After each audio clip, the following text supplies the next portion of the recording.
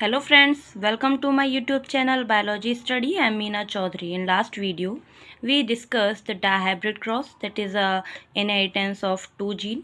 Today we start chromosomal theory of inheritance. Chromosomal theory of inheritance क्या कहती है कि पैरेललिज्म पाया जाता है behaviour of gene and behaviour of chromosomes के बीच, क्योंकि ये दोनों ही जो जीन एंड क्रोमोसोम है पेयर में पाए जाते हैं और जो जीन्स हैं वो क्रोमोसोम के ऊपर प्रेजेंट होते हैं। इसीलिए जब एक आगे जाएगा क्रोमोसोम तो उसके साथ जीन भी जाएगा आगे, ठीक है, क्योंकि जो जीन्स हैं वो क्रोमोसोम पर ही प्रेजेंट होते हैं।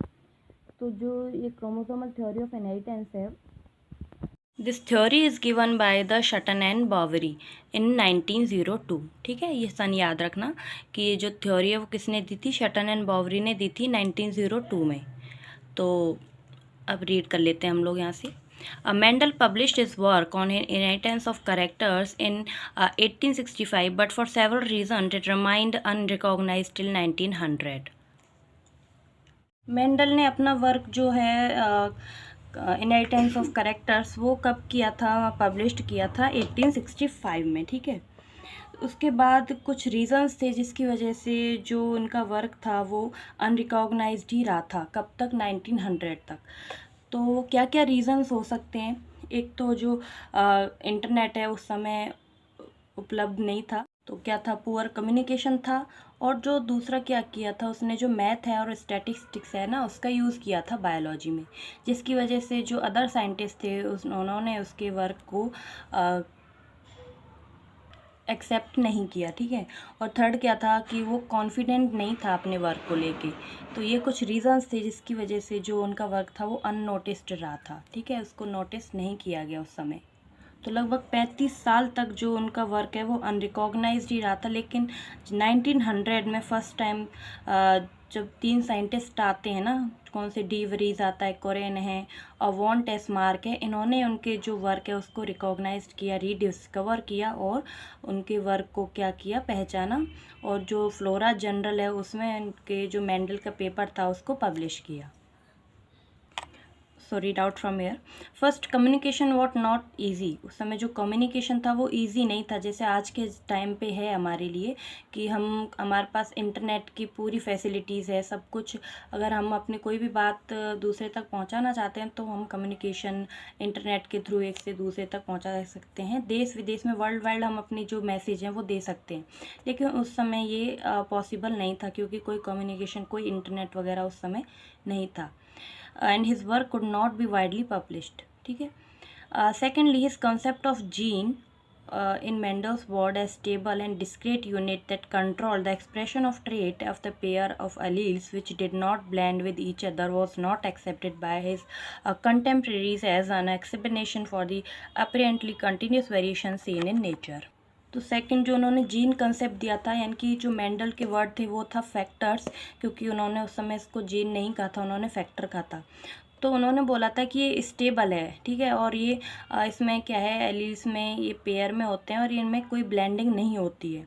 तो इसको कुछ साइंटिस्ट ने एक्सेप्ट नहीं किया, क्योंकि वो बोलते हैं कि जो नेचर है उसमें वेरिएशंस होती हैं, तो उसमें ऐसा पॉसिबल नहीं है कि कोई मिक्सिंग अप और ब्लेंडिंग वेरिएशंस ना आए।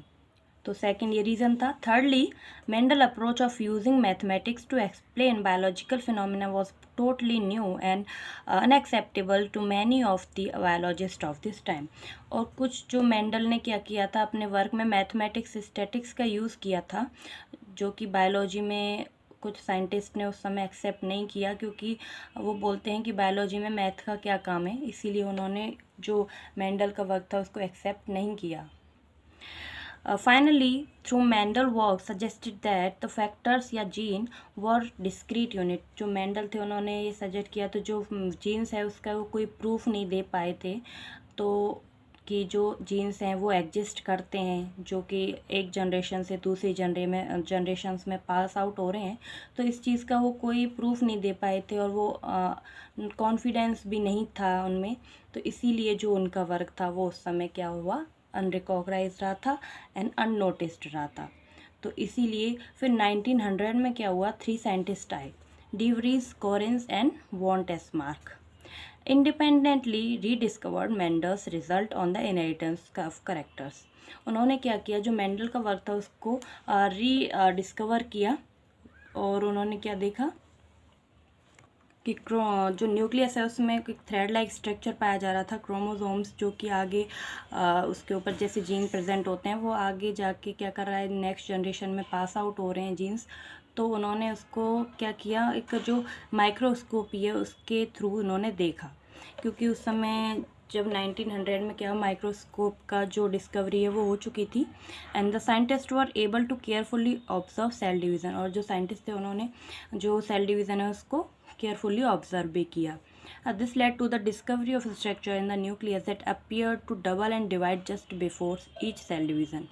तो हर सेल डिवीज़न से पहले जो न्यूक्लियस में क्या हो रहा था, कुछ स्ट्रक्चर थी जो डिवाइड हो रही थी, और जो क्रोमोसोम थे उनको ये नाम दिया गया, जो कि स्टेनिंग के बाद कलर बॉडीज़ बन रही थी। ठीक है।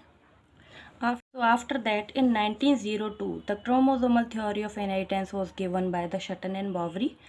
तो read out by the chromosomal movement during meiosis had been worked out। उन्होंने जो क्रोमोसोम की मूवमेंट है मियोसिस के द्वारा वो देखी। ठीक है। जो शटन एंड बावरी थे उन्होंने नोट किया the behaviour of chromosome was parallel to the behaviour of gene and used chromosome movement to explain Mendel's law. उन्होंने देखा कि जो क्रोमोसोम्स है उसका बिहेवियर क्या है, जीन्स के जैसा ही है, पैरेलल ही है, और उन्होंने जो क्रोमोसोम मूवमेंट है उसको यूज़ किया मेंडल्स के लॉ के अकॉर्डिंग एक्सप्लेन करने के लिए, और कहा कि जो क्रोमोसोम्स हैं और जीन्स हैं वो क्या है, पेयर में पाए जा रहे हैं, और the two alleles of a gene pair are located on homologous site of homologous chromosome. तो जो ये डायग्राम है वो हम देख लेते हैं एक बार एनसीईआरटी का। जो 4 क्रोमोसोम्स हैं उनका जो उनसे क्या हो रहा है, मियोसिस और जर्म सेल का फॉर्मेशन हो रहा है सेल के अंदर। तो इसमें क्या है, जो जीवन फेस है, जीवन फेस में क्या होता है, थ्रेड लाइक स्ट्रक्चर होती है, सिंगल थ्रेड लाइक स्ट्रक्चर होता है क्रोमोसोम का। जैसे यहाँ पे येलो कलर का है कैपिटल वाई, यहाँ पे हम लोग ले लेते हैं रेड कलर का कैपिटल आर। ये लॉन्ग क्रोमोसोम है, शॉर्ट है। ठीक है। तो जो कैपिटल वाई और कैपिटल आर है, स्मॉल वाई और स्मॉल आर है, ये दोनों आगे क्या करेंगे, सिंथेसिस फेज के बाद, क्योंकि जीवन के बाद एस फेज आएगा तो उसमें ये क्या होंगे, डबल हो जाएंगे। और G2 फेस में क्या होगा, ये जो कैपिटल वाई ये क्या होगा, डबल कर लेंगे, ये भी capital Y capital R, small Y small R. फिर इनमें जो मियोसिस फर्स्ट होती है ना फेस में, इसमें क्या होगा, जो होमोलोगस क्रोमोसोम्स हैं वो अलग अलग हो जाएंगे, यानी कि ये वाला अलग हो जाएगा, ये भी अलग हो जाएगा। ठीक है। उसके बाद मियोसिस सेकंड एनाफेज में क्या हो रहा है कि जो सिस्टर क्रोमेटिड हैं ये क्या हो जाते हैं, अलग हो जाते हैं, सेपरेट हो जाएंगे। तो जो ये हैं वो टूट के अलग अलग हो जाएंगे, थ्रेड अलग। ठीक है। इस क्रोमोसोम ये वाला थ्रेड अलग, ये वाला अलग। तो उसके बाद ये 4 जर्म सेल बन जाएंगी, 4 गैमेट बन गए। ये कैपिटल वाई कैपिटल आर, ये भी capital Y capital R, small Y small R, small Y small are.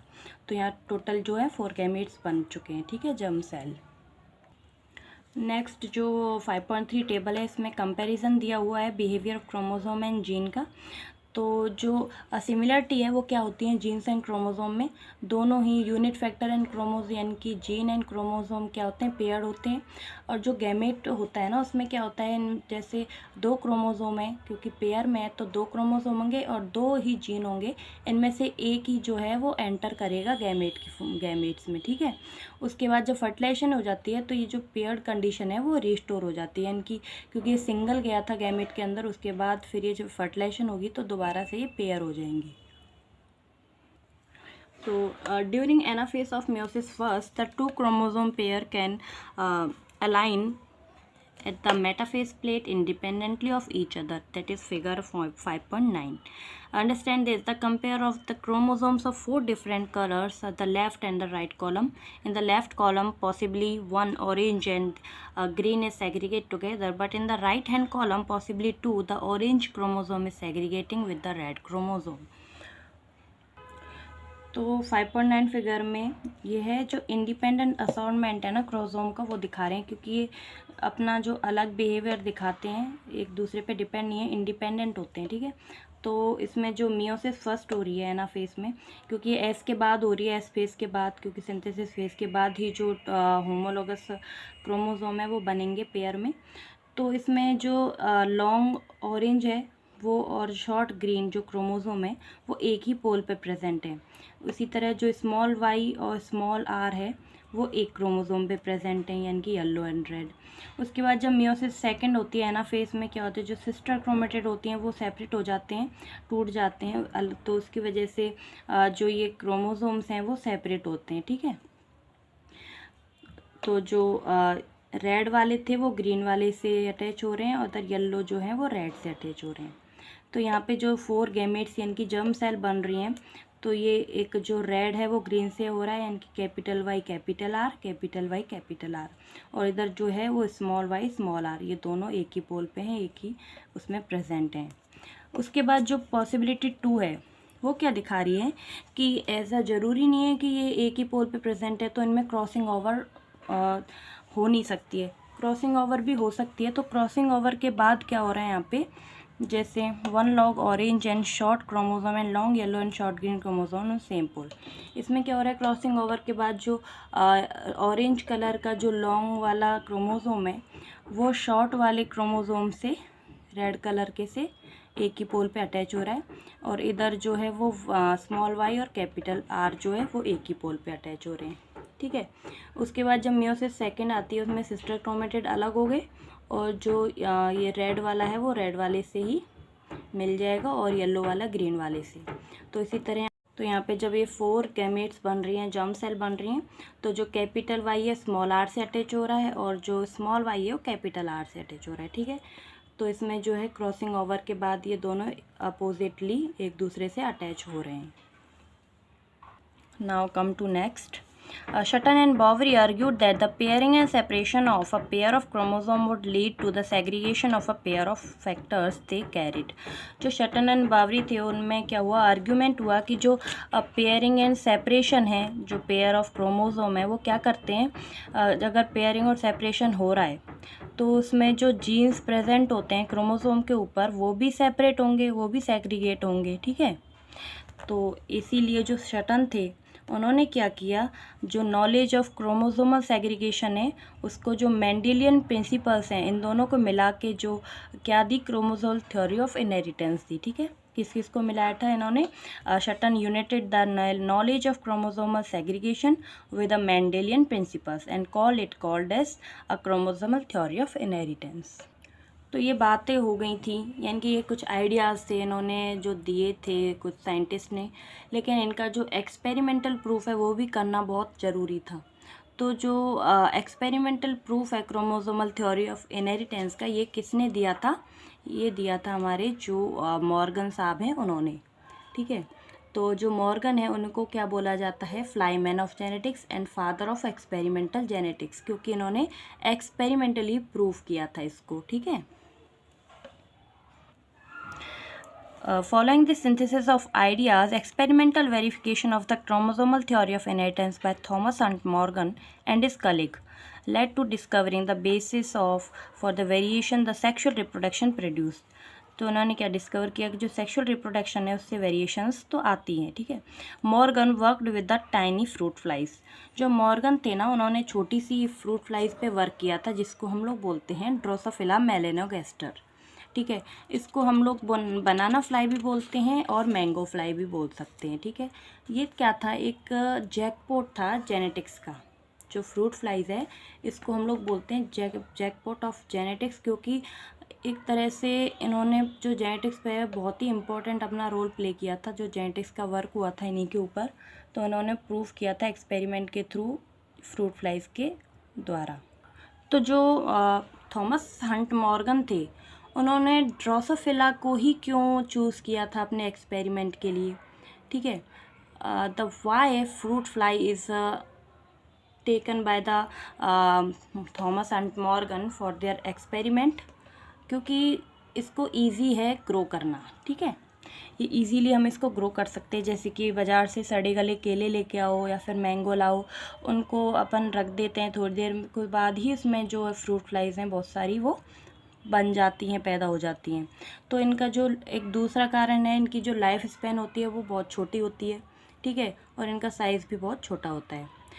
और ये क्या करती हैं, हेरिडिटी वेरिएशंस भी बहुत देती हैं, और एक ही बार में जब ये मेटिंग करते हैं ना तो लार्ज नंबर में प्रोजनी देते हैं, इनकी हंड्रेड्स ऑफ प्रोजनी बनती हैं एक ही बार की मेटिंग से, ठीक है। और इसमें क्या है, डिफ्रेंशिएशन करना इजी है मेल एंड फीमेल फ्लाई में। फीमेल फ्लाइज है वो बड़ी होती है और मेल जो है वो छोटा होता है, ठीक है। और लास्ट जो इम्पोर्टेंट चीज़ ये क्या है, लो पावर माइक्रोस्कोप में इनको देखा भी जा सकता है, ठीक है। So read it from here. Drosophila manogaster, which were found very suitable for such studies. They could be grown on simple synthetic medium in the laboratory. इनको हम easily laboratory में grow कर सकते हैं. They complete their life cycle in about 2 weeks. इसकी जो life cycle है वो छोटी होती है, लगभग 2 वीक की, ठीक है। And a single mating could produce a large number of progeny flies. और एक सिंगल मेटिंग में ही ये क्या करते हैं, लार्ज नंबर ऑफ प्रोजनी देती हैं, ठीक है। Also there was a clear differentiation of the sexes. इसमें जो है सेक्सेस को ईजीली हम लोग पहचान सकते हैं आसानी से, ठीक है, क्योंकि मेल और फीमेल का जो साइज़ होता है उसके according. Also it is a many type of hereditary variation. इनमें बहुत सारी जो हेरिडिटरी वेरिएशन है वो पाई जाती हैं, and that can be seen low in power microscope, जिसको हम लो पावर माइक्रोस्कोप से भी देख सकते हैं। तो यहाँ पे हमारा जो क्रोमोसोमल थ्योरी है इनहेरिटेंस वो कंप्लीट होती है। अब नेक्स्ट जो लिंकेज एंड रिकॉम्बिनेशन है वो हम अपने नेक्स्ट वीडियो में करेंगे। तो अगर आपको मेरा वीडियो अच्छा लगा हो, पसंद आया, तो प्लीज़ मेरे चैनल को लाइक, शेयर एंड सब्सक्राइब करें। और कोई भी डाउट हो तो मुझे कमेंट बॉक्स में ज़रूर बताएं। Okay, thank you, bye bye, take care.